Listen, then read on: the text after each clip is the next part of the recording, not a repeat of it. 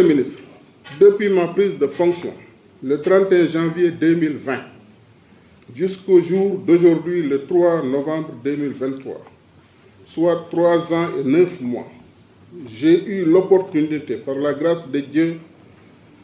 et la volonté des hautes autorités de l'État, de servir l'État par la prise en charge des préoccupations des populations en appliquant et en faisant appliquer les politiques initiées par l'État. L'engagement que j'avais pris lors de ma prise de fonction dans cette enceinte, le 31 janvier 2020, a été, après avoir trouvé Sédhiou à un point A, de l'amener à un point B. Que Dieu nous aide et nous assiste pour que les différents projets et programmes initiés dans la région de Sédhiou puissent arriver à leur terme, avec des succès éclatants au grand bonheur de nos autorités, mais surtout de nos populations bénéficiaires. Et c'est sûr qu'avec lui, la région de Sédhiou va davantage relever des défis qui interpellent son émergence, qui l'interpellent pour son émergence, j'allais dire, sa contribution à l'émergence de notre cher Sénégal. Depuis votre nomination à la tête de cette région, vous avez œuvré pour une administration républicaine au service des populations. Ainsi, vous avez toujours allié professionnalisme et humanisme dans vos rapports quotidiens avec vos collaborateurs et les usagers du service public. En dépit des contraintes inhérentes à l'administration territoriale, vous vous êtes illustré par votre rigueur et votre sens élevé de l'État.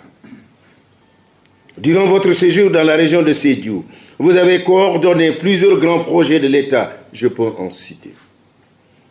Le pont de Marsassoum,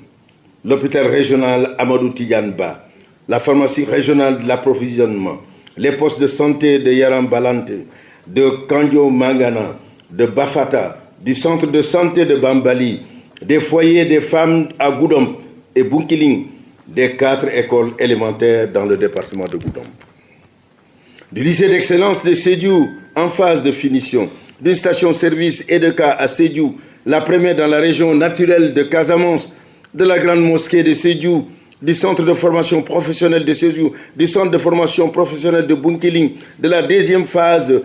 du boucle de Boudié, en cours de réalisation de l'installation de la compagnie gendarmerie de Sédhiou, de l'installation de l'ESI dans chaque département, de l'installation de camps des sapeurs-pompiers à Goudomp et à Bunkiling, et de l'installation du camp du groupe opérationnel du GMI de Sédhiou.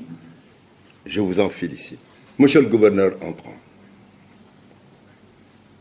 en vous renouvelant sa confiance,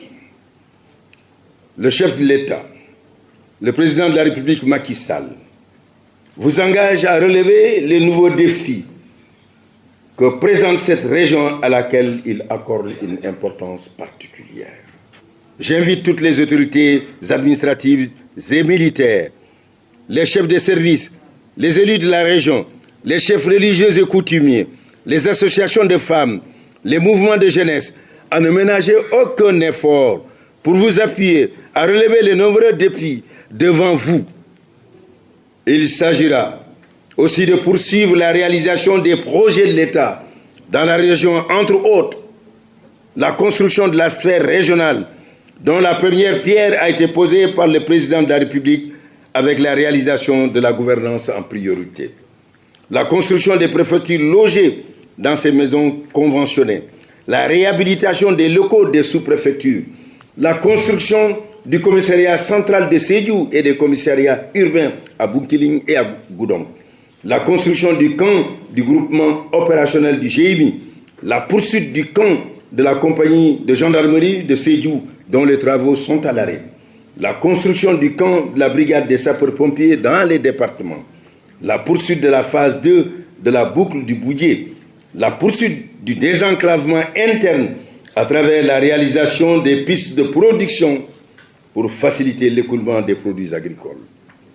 la poursuite de la politique d'équipement des agriculteurs pour booster la production agricole. Mais surtout la mise en place d'unités de transformation des produits agricoles pour augmenter les opportunités d'emploi pour les jeunes et les femmes, l'introduction d'espèces de races pour le développement des différentes filières pour l'élevage, l'achèvement de la construction du quai de pêche de Goudomp, le développement accru de l'aquaculture, la poursuite des efforts dans l'électrification rurale, la construction de l'ISEP de Sédhiou, l'achèvement de la construction de l'ENO de Sédhiou et le démarrage des ENO au niveau des autres départements, la poursuite du maillage sanitaire de la région par la construction des postes et centres de santé, la dotation des services techniques de locaux adéquats à travers la construction d'infrastructures dédiées, de logistique et de personnel, la construction des salles de classe pour résorber les abris provisoires dans les établissements préscolaires, et scolaires, la construction d'ouvrages de franchissement comme les ponts et régler les problèmes liés à la discontinuité territoriale, Pont Bala Moussa Dafé de Temento. Mais la mise en œuvre du projet de construction d'un centre emplisseur de gaz avec Lobou Mamdiara dans une commune de la région. Monsieur le gouverneur, le chantier du développement dans la région de Sédhiou est vaste. Monsieur Serigne Babacar Kane, veuillez vous lever. Dans le cadre des priorités gouvernementales, je porterai dans cette région,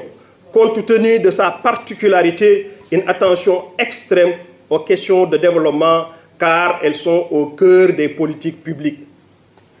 Seront également au cœur de mon action les questions de sécurité, le combat contre les coupes illicites de bois, la croisade contre le vol de bétail et contre tous les autres trafics, car il s'agit là d'une mission régalienne de l'État que je compte assumer sans faillir ni faiblir. S'agissant du développement économique, la région de Sédhiou connaît un dynamisme remarquable reposant sur un potentiel certain.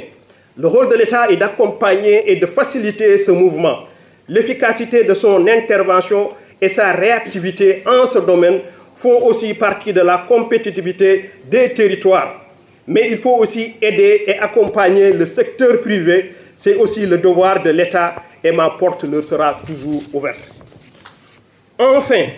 la question de la préservation, de l'exploitation et de la valorisation des ressources naturelles de la région à l'aune des politiques publiques est de plus en plus prégnante et suppose un travail exigeant avec les collectivités territoriales, surtout dans le cadre de la promotion de l'auto-emploi des jeunes.